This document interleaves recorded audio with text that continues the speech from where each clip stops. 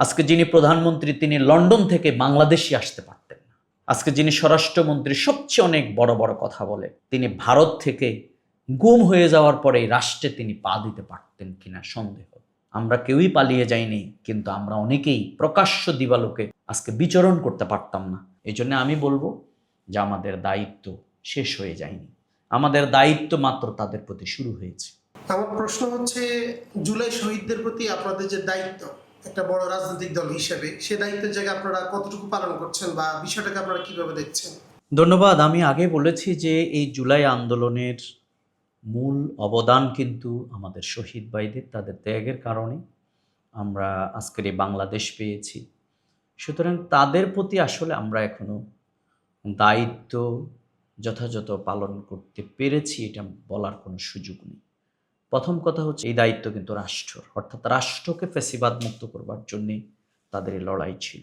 গোটা রাষ্ট্র যদি একটা পরিবারের ব্যাপারে ভূমিকা রাখে, আমি মনে করি একজন মা তার সন্তান হারিয়ে গভীর রাতে তার হৃদয়ের মধ্যে যে রক্তক্ষরণ, তার বিনিদ্র যেই রজনী, এটিকে কখনো পরিশোধ করতে পারবে না। কিন্তু দুর্ভাগ্যজনক হলেও সত্য যে জুলাই আন্দোলনের পরে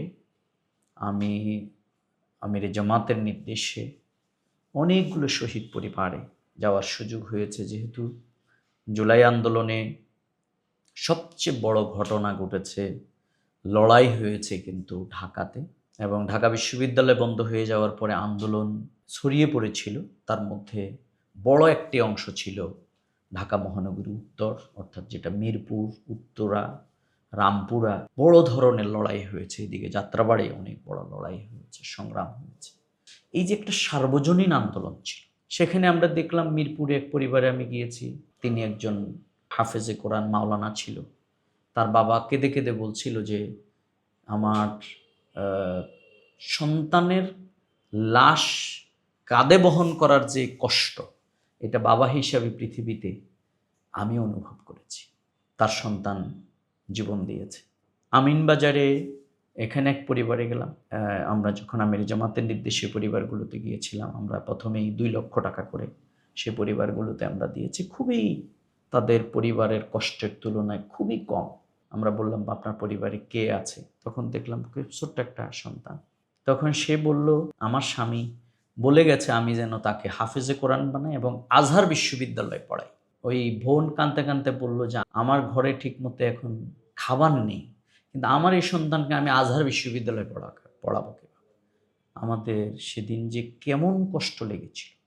আমরা বলেছিলাম আমরা আপনার পাশে থাকব। এইভাবে করে আমাদের হাজার হাজার ছাত্র জনতার যে ত্যাগ এবং কোরবানি, সেদিন শিশুদের সাক্ষাৎকার দিচ্ছি, তাদের বাবা মা অনেকে চাকরি বন্ধ করে দিয়ে বাসায় একমাত্র সন্তানের চিকিৎসার জন্য, তাকে লালন পালনের জন্য বসে আছেন, কিন্তু তাদের চিকিৎসার টাকা নেই। এই রাষ্ট্রের প্রতি আমাদের তরুণ প্রজন্ম, শিশু থেকে বৃদ্ধ পর্যন্ত, তারা ফ্যাসিবাদ মুক্ত বাংলাদেশের জন্য যে ত্যাগ স্বীকার করেছে, আমরা এখনো তাদের জন্য কিছু করতে পারিনি। বাংলাদেশ জামাত ইসলামীর আমির, মানবিক নেতা ডক্টর শফিকুর রহমানের নির্দেশে গোটা বাংলাদেশের সংগঠন আমরা শহীদ পরিবারগুলোতে তাদেরকে 2 লক্ষ টাকা করে দিয়েছি। অনেক শহীদ পরিবারে আমরা তাদের চিকিৎসার জন্য যথাসাধ্য এখনও তাদের পাশে আমরা আছি। কিন্তু এই দায়িত্বটি রাষ্ট্রের।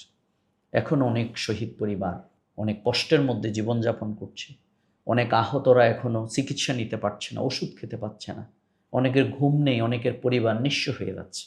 আমরা অনুরোধ করব, আজকের যেই নতুন রাষ্ট্র বিনির্মিত হয়েছে, গণতন্ত্রের ধারায় যেভাবে হোক বাংলাদেশ আজকের যে নতুন জায়গায় উঠেছে, অবশ্যই বর্তমান সরকার এবং সকলে মিলে যেন শহীদ পরিবারের পাশে দাঁড়ায়।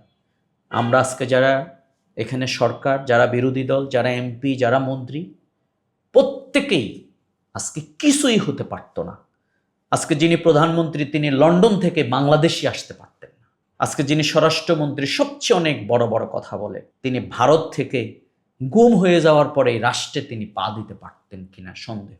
আমরা কেউই পালিয়ে যাইনি, কিন্তু আমরা অনেকেই প্রকাশ্য দিবালোকে আজকে বিচরণ করতে পারতাম না যদি এই ত্যাগ তারা স্বীকার না করতে। এই জন্য আমি বলবো যে আমাদের দায়িত্ব শেষ হয়ে যায়নি, আমাদের দায়িত্ব মাত্র তাদের প্রতি শুরু হয়েছে।